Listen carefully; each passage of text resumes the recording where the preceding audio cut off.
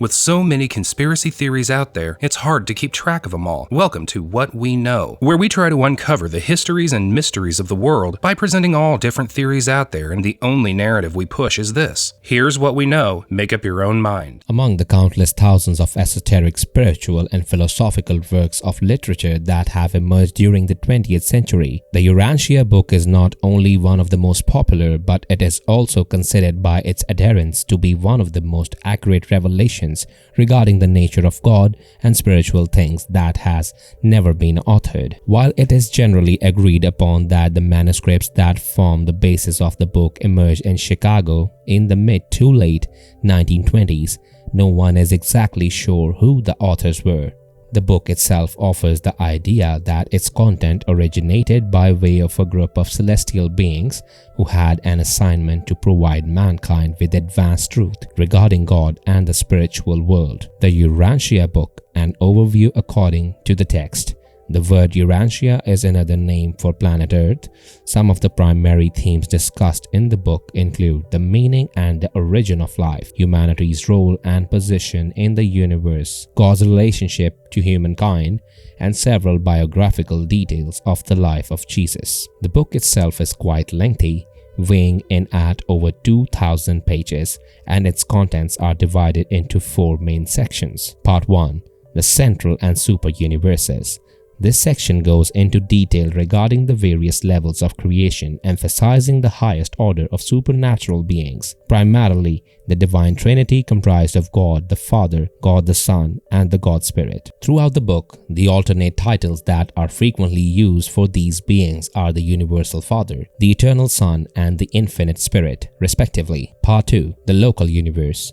This section describes the activities of beings and personalities in a sphere of locality known as Nabadon, the area of the universe that contains planet Earth and the other related cosmic entities. Several narratives are presented regarding the goings-on of created beings, indulging angels, humans, and others. Part 3. The History of Urantia. This section explores various aspects of cosmology, including a proposed explanation of how the universe began, how human beings came into existence, and what type of future or ultimate destination is in the store for mankind. Several biblical figures emerge in this section, including Melchizedek, as well as Adam and Eve. Part 4. The Life and Teachings of Jesus. This section is widely considered the most impressive and accessible part of the entire book. It is also the largest, comprising some 775 pages worth of biographical details regarding the life of Jesus Christ, including his early childhood, his teenage and young adult life,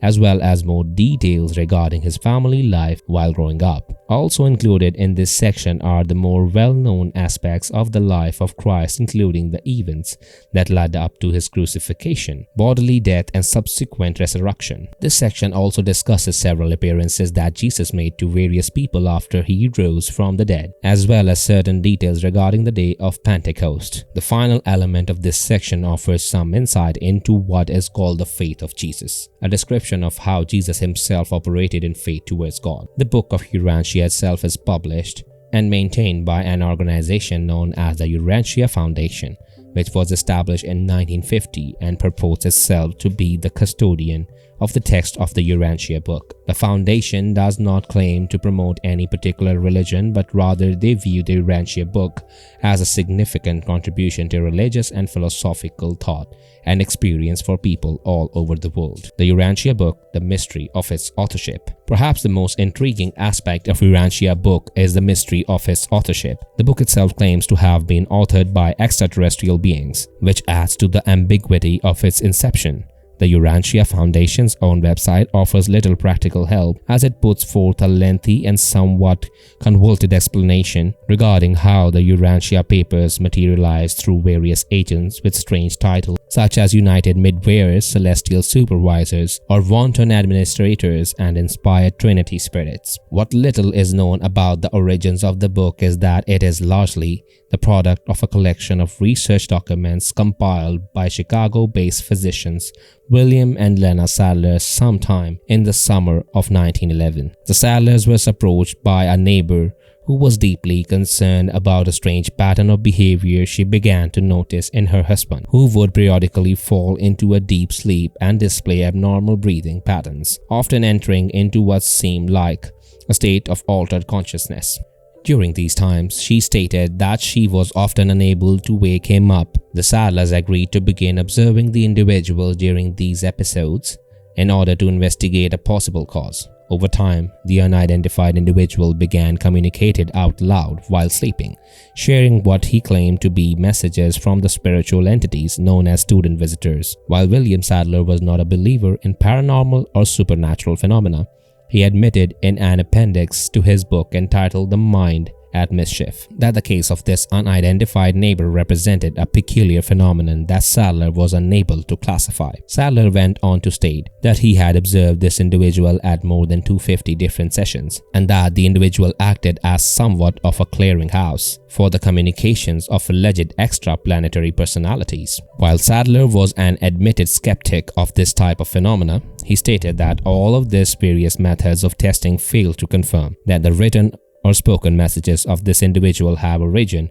in his own mind. Sadler was so marked by these strange observations that he began meeting on Sundays with a local group of friends, neighbors and colleagues to engage in philosophical and religious discussions. When Sadler brought up the peculiar case of the unnamed individual, the group members were curious to read some of the transcripts from the sessions.